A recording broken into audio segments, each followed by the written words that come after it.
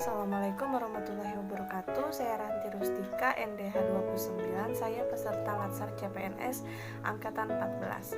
Pada video kali ini saya akan mengerjakan jurnal harian saya yang ke-11 dengan tema pelayanan publik. Nah, sebenarnya pelayanan publik ini sudah kita nikmati sejak kita berada di dalam kandungan hingga kita meninggal dunia. Contohnya, ketika kita berada di dalam kandungan, kita sudah menggunakan pelayanan publik yaitu USG. Sampai kita meninggal, kita kan tidak mungkin meninggal lalu dikubur sendiri saja, tetapi kita membutuhkan orang lain. Kita membutuhkan tempat untuk kita dikubur, yaitu pemakaman umum yang merupakan salah satu pelayanan publik. Nah, di dalam pelayanan publik ini kita tidak dituntut untuk memiliki kepintaran atau IQ yang sangat tinggi, tetapi kita dituntut untuk selalu bekerja secara ikhlas dan penuh tanggung jawab. Dalam pelayanan publik itu terdapat standar pelayanan yang digunakan untuk melindungi pekerja dan juga sebagai standar dalam bekerja.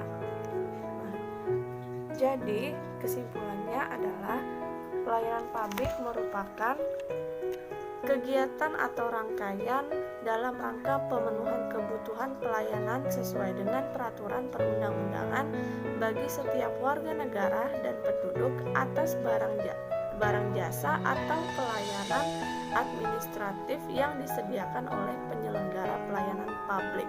Terdapat beberapa karakteristik dalam pelayanan publik. Yang pertama adalah intangible, di mana pelayanan ini tidak bisa diukur tetapi bisa dirasakan dan tidak sama efeknya antara satu masyarakat ke masyarakat yang lainnya. Yang kedua adalah heterogen, yaitu pelayanan yang sama namun masyarakat memiliki prioritas yang berbeda. Yang ketiga adalah inseparability, yaitu produksi dan konsumsi tidak bisa dipisahkan. Nah, di dalam pelayanan publik ada yang namanya patologi birokrasi. Patologi birokrasi timbul karena adanya persepsi dan gaya manajerial pejabat. Contohnya itu adalah penyalahgunaan wewenang. Yang kedua, patologi yang timbul karena kurangnya atau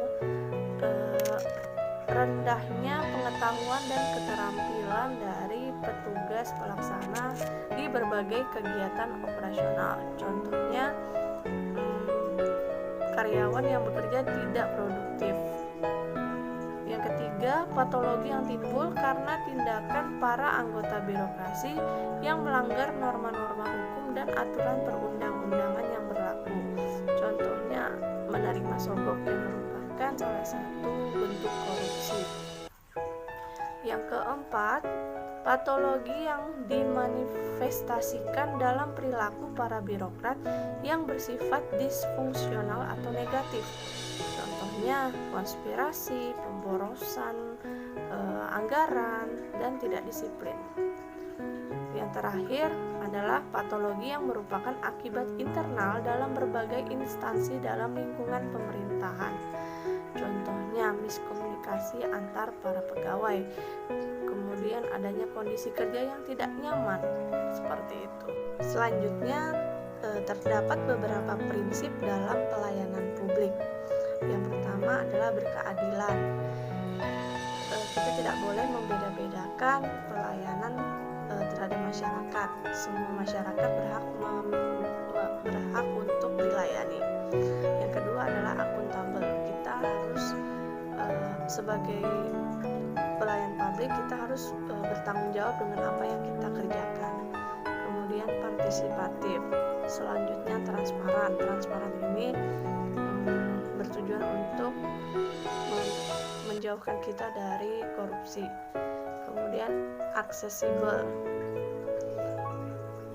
Prinsip lainnya adalah responsif, selanjutnya efektif dan efisien, selanjutnya murah dan mudah, dan terakhir adalah tidak diskriminatif. Jadi setiap masyarakat berhak untuk mendapatkan pelayanan. Makna dari tema tentang pelayanan publik ini, saya sebagai calon ASN mempunyai tanggung jawab dalam melayani publik semaksimal mungkin. Dengan melayani tidak pandang bulu.